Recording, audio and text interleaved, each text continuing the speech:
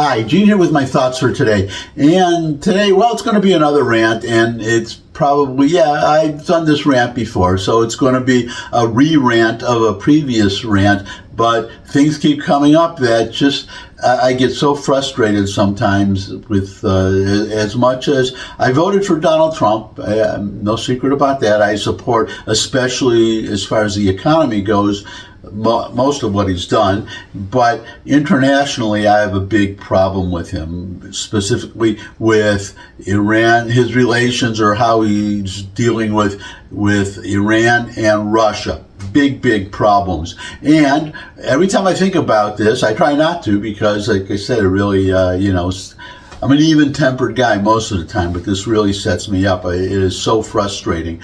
But there was a show called Seinfeld. Some of you, if you're my age, you remember this show. And I don't know how young you have to be not to have heard of the show. It was called Seinfeld. It was a comedy, very popular. And there was one character, a guy named George Costanza, and he was he was like a loser. He was always having ideas and things to, make money, whatever. And he would, they would fail, but he would always, he was talking to another character. I don't remember which one it was, but talking to so-and-so, and he said, so-and-so, you are so naive. And that's my reaction to Donald Trump when he talks about, you've heard the saying, if you're a hammer, every problem looks like a nail, or every solution looks like a nail. And if you're a real estate developer, you've done deals all your life, every problem seems like a deal. And his solution is, Trump's is make a deal. And to make a deal, he is willing to, if you were the king of France, when Benjamin Franklin went to France to try to successfully get the King of France to contribute money to support the American Revolution, if Trump had been the King of France, he would say, "Oh, it's silly. You're never going to beat a superpower like the British Empire. It's a silly war. People are dying. Make a deal, and that's it. Sit down with the British and just make a deal." And he would threaten to withhold aid, or say, "I'm not going to provide aid. I'm not going to share intelligence." That wasn't an issue in the Revolutionary War with France, but you get my drift. He doesn't have a sense, Trump, of some causes are worth fighting for. That you could argue that Ukraine, what Putin wants, and Trump refuses to get this, understand this. What Putin wants is the complete capitulation of Ukraine. One of the things he wants is for the entire government of Ukraine, which he does not consider legitimate, to step down. So that's his negotiation position. And it's really not a negotiation, because he hasn't come down from anything that he wants. He wants more land than he's currently occupying in Crimea. In Ukraine. He wants Ukraine, he wants Donetsk, ultimately he wants the whole country. He wants to replace, Zelensky was elected. What happened, there was a president before him, Poroshenko. I don't know if it was Poroshenko or the president before him, but was basically like Lushenko, actually a dictator of Belarus, which is right next door to Ukraine. And Belarus is basically a puppet government of Russia, and that's what existed in Ukraine until there was what they call the color revolution, orange revolution, and the president, whoever it was, I think it was Poroshenko, was ousted, and the Zelensky was elected. And so Putin refuses to recognize the election. Basically what he wants has this dream of reconstituting the Soviet Union, and he wants to start apparently with Ukraine, and he wants a complete capitulation of Ukraine, which is ridiculous as far as, that's not a negotiation. Now, this is what I mean. Trump called for both sides to get together in Turkey. Putin said, yeah, let's get together and let's have a discussion without preconditions, and then Putin cancels out and he's not going to show up. You see, because the negotiation is, what he wants is, as I said, a complete capitulation. He wants to negotiation to be based on, I forgot the name of it. There was an agreement that was about to be signed, but this was before Zelensky, this puppet government, and it was basically making, for all practical purposes, making the Ukraine part of Russia, and expanding Russia and rebuilding the Soviet Union. And same thing in Iran. Now, Iran, the leaders, this is what Trump. Well, let's just put this, get both countries. So what Trump does not understand about Russia is Trump's argument is that he doesn't like seeing the dying for what he considers a silly, stupid war, but that's irrelevant. Zelensky and Putin don't consider it silly and stupid, so who are we to lecture them and say, well, what you're fighting over, what you're dying for is not important? But Trump says, well, I want both sides to be proud. Putin's a nice guy, I get along with him, and I want Russia to be prosperous. Well, whether Trump wants Russia to be prosperous or not doesn't matter. What does Putin want? And Putin doesn't care. That's what Trump refuses to understand. Putin doesn't care if Russia is prosperous, except to the extent of keeping him in power and being able to finance the war in Ukraine. That's all he cares about. As far as the people who are dying, is somebody, I saw Jack Keane, he's a retired general. He's on TV, on Fox a lot. Giving his, he's the chairman of the Institute for the Study of War. I get emails from them every day. I suggest that you go sign up, get those emails too. They're free. But he's saying that Russia, especially in the beginning, they were losing 30,000 men a month fighting Ukraine for very, very minimal gains. But now they're running, well, as you've probably read, he's got North Koreans fighting there. He's getting drones from Iran, artillery shells from Korea. His resources are getting stretched, but he doesn't care. And he doesn't care, as Jack Keane was saying, the soldiers now, you could put it in quotes, because they're getting 1 month of training, and then thrown immediately into this meat grinder in Ukraine. And Putin doesn't care. So that argument doesn't work. You're going to have to pressure Russia with weapons for Ukraine, but not just dribbling in piece by piece, but throwing everything. Do, as I said in an earlier vlog, just ask your Secretary of Defense, Pete Hegseth, if we wanted to push the Russians out of Crimea, for instance, could we do it? If the answer to that is no, then we got bigger problems than Russia and Ukraine. But I believe we could, if we really wanted to. We could push the Russians out of Crimea. And then the question becomes, and I'm not just, my liberal friends who are watching, I am not suggesting actually doing that. What I'm saying that the next step would be, first of all, could we do it? The answer I hope would be yes. If the answer is yes, then you would say, how many men would we need to do that? And we get a number from the Defense Department, and then the question would be, does Ukraine have that many men? The answer, again, I believe will be yes. Probably we're talking 100,000 soldiers, let's say. Ukraine would have the men to do it. Okay, so that's the first question. Second question is, what weapons would we use? And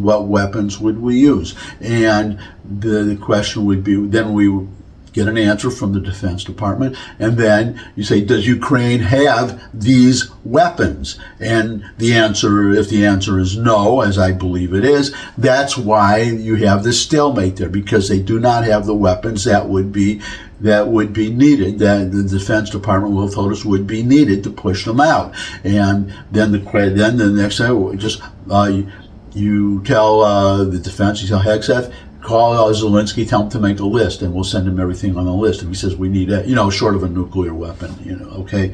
But we were sending some F-16 planes. He says, well, I need 20 F-35s. Well, we've been selling F-35s to Israel, and you have to remember with Ukraine, we have this mineral deal, so it's not charity anymore. It's not something that we're giving them. They are paying for it. So they're buying it. So there's no reason, unless that we can't manufacture them fast enough, that we would have a shortage. Okay, that's an argument, but it's an argument for another day. You get my point, that you have to, or economically now I would also say, remember another president, I believe, because we take Putin, Trump saying to Zelensky, remember that famous or infamous meeting in the White House, and saying, you can't win, you don't have the cards, you have no cards to play, blah, blah, blah. And again, you can't push them out, and we can't. And that immediately at that time and ever since makes me think of Ronald Reagan. a great president. And what is the difference between Reagan and Trump? Trump saying, well, too many people, blah, blah, blah, are dying and this, and I want people to be happy. Reagan had versus, regarding the Soviet Union that existed at the time and doesn't anymore, precisely because of Ronald Reagan. His policy regarding the Soviet Union, the USSR, was very simple. So 4 words was his whole policy. He was asked when he entered the White House, when he began his first term, got his staff, the State Department, Secretary of Defense, Secretary of State, and they say, very key moment in that movie, the Reagan movie, which you should see if you haven't, great movie. But anyways, so they said, okay, what is our policy going to be regarding the Soviet Union? Ronald Reagan said, 4 words, we win, they lose. That was his policy, and then he did everything to make that happen. Basically, he bankrupted the Soviet Union, and never mind getting them out of Crimea. He got them out of Crimea, out of Latvia, the whole Ukraine, out of Moldavia, Lithuania, all these, and the Warsaw Pact, Czechoslovakia, which now are 2 countries, the Czech Republic and Slovakia, Hungary, Romania, got them all out of there and said, Mr. Gorbachev, tear down this wall. The famous speech between at the Berlin Wall at that time, dividing East from West in Berlin. And he said, Mr. Gorbachev, tear down this wall. The wall came down. He did all that without firing a shot, without firing one shot. And then we have Trump saying, well, all these reasons why we can't get the Russians out of Crimea. And I don't buy it. I just don't buy it. It's as Trump said about sealing the border, all we needed to seal the border is a different president. And I'm sad to say, as much as I voted for Reagan, I voted for Trump, and I did vote for Reagan. But anyways, maybe we need another president, a stronger president, or we'll see what happens. Because how many chances is he going to give Putin? How many times is he going to try? I read another talking head say, well, Trump's patience is obviously running out. Okay, so when does it run out? So when he does something, and that's Russia, and that brings us now to Iran, because the very same thing. He said, oh, I want them. You would have thought he would have learned. This will sound like a digression, but it's actually to the point. You would have thought that he would have learned from Korea, remember? North Korea. Remember he had that meeting with Kim Jong-un very early in his first term. And you may remember, you may not, I remember obviously very well, but he met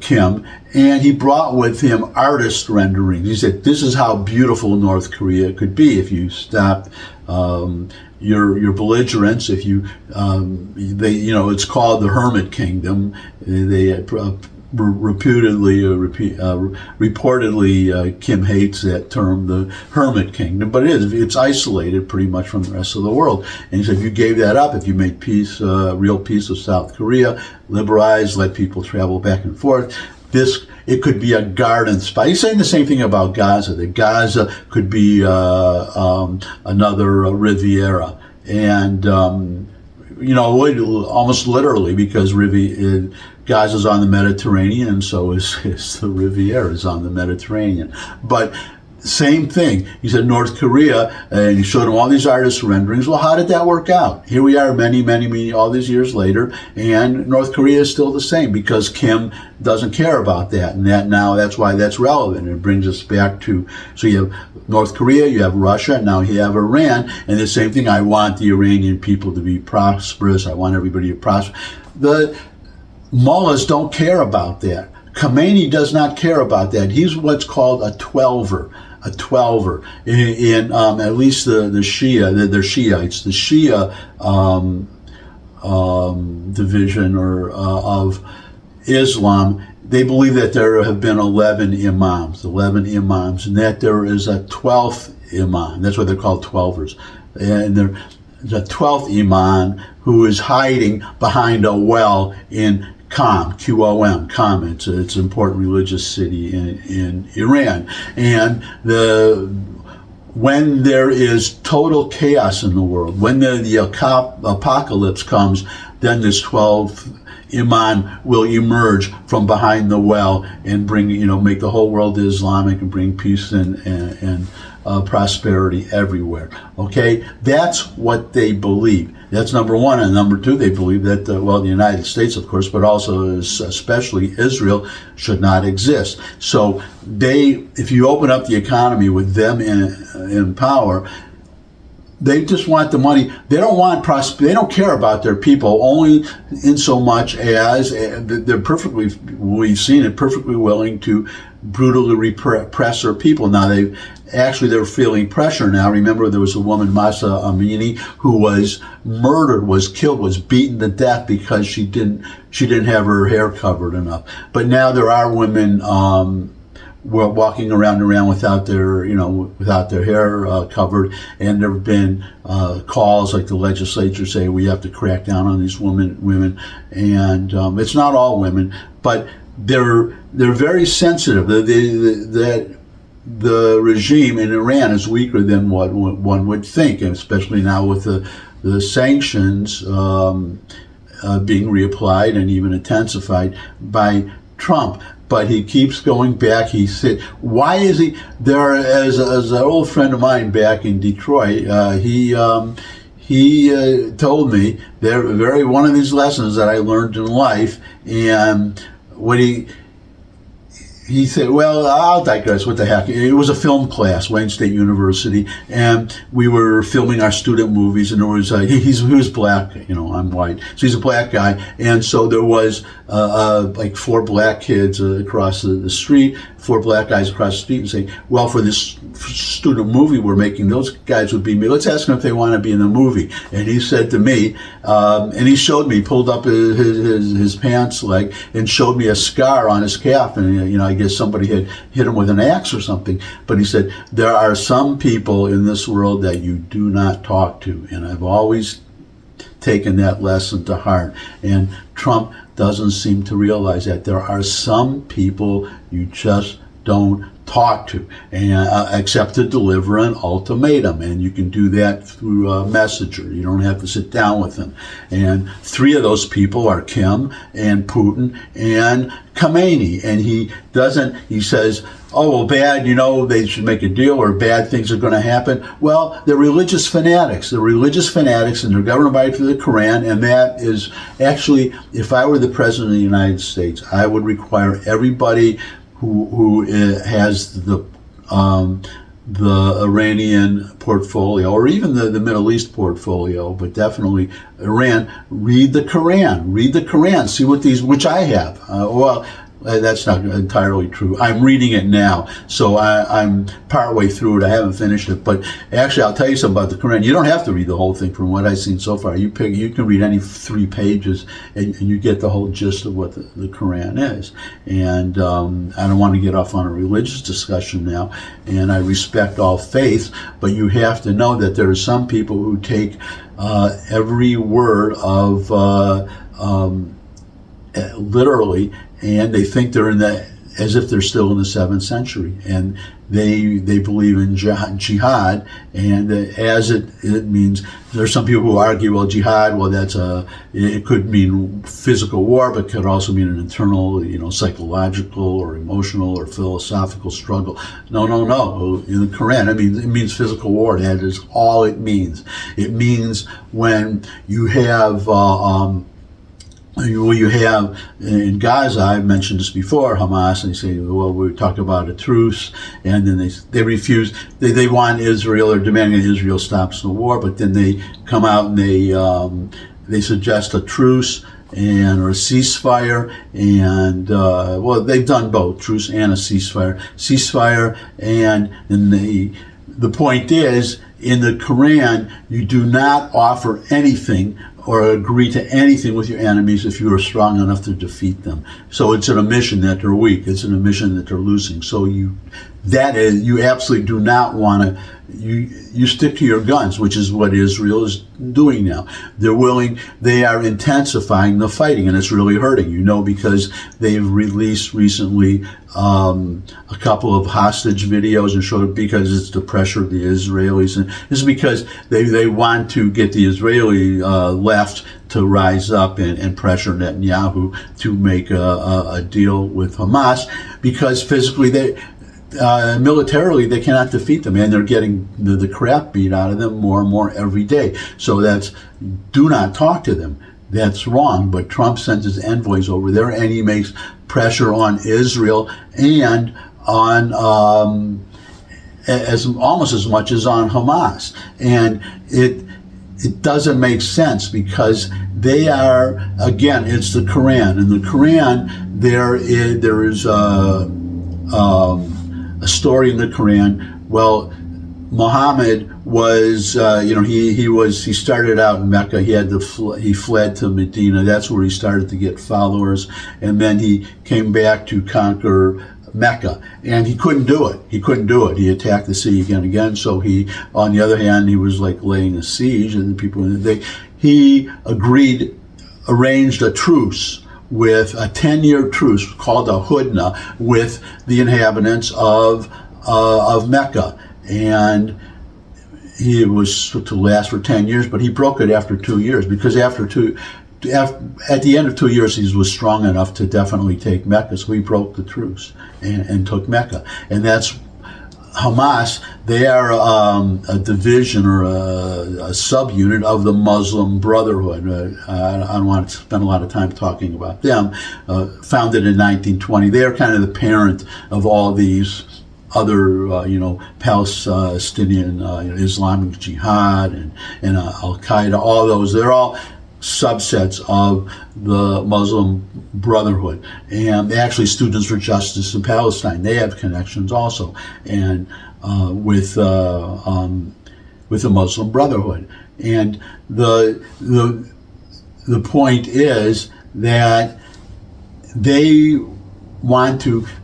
are saying again and again they will not give up their weapons. They even said they will give up controlling Gaza, but they're saying that they mean it the same way as Hezbollah, that they would keep all their weapons and they just wouldn't have to take care of keeping the water running and then the electricity on and the streets clean and all that. Yeah, so they'll let somebody else do that, but they want to attack Israel, and they will not give up that dream. That's why there is no arrangement between or agreement between the Palestinians in Judea and Samaria and the Israelis, because it's not over land, it's not over borders, because they won't settle for any border if it means they will settle for a temporary border. What they will not sign is what happened at Camp David. They will not sign any agreement that recognizes a permanent border and recognizes a Jewish state. They just will not do it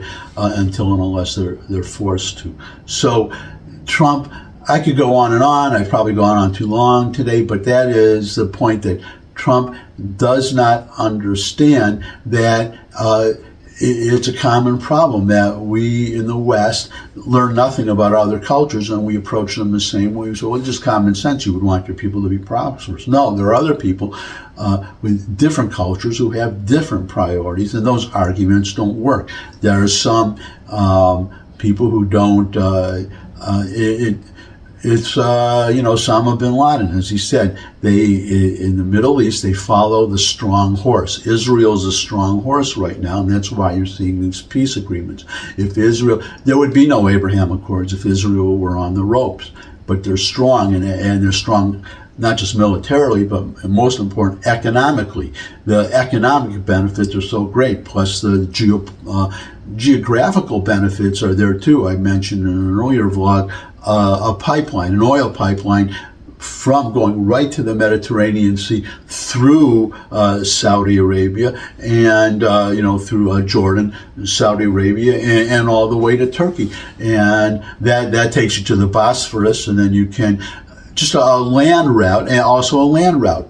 You'd be a truck driver and you pick up some merchandise in Riyadh, let's say, and hop in your truck and just drive all the way to Eilat, into Israel, and that's a coast there, and then you could ship anywhere. It's just, the advantages are so great, and I guess I'm starting to get off on a tangent, so I'm going to end now. It's just that it just really frustrates me. That's why I guess you could call this a rant today, that Trump does not get it, and he seems to be, I guess I'll end on this, that he wants to be the president who does not start wars and who only ends wars, and I think that is a problem too, that he won't make a war. I mean, he'll send troops into, kill Soleimani, or 1,000 troops to deal with ISIS.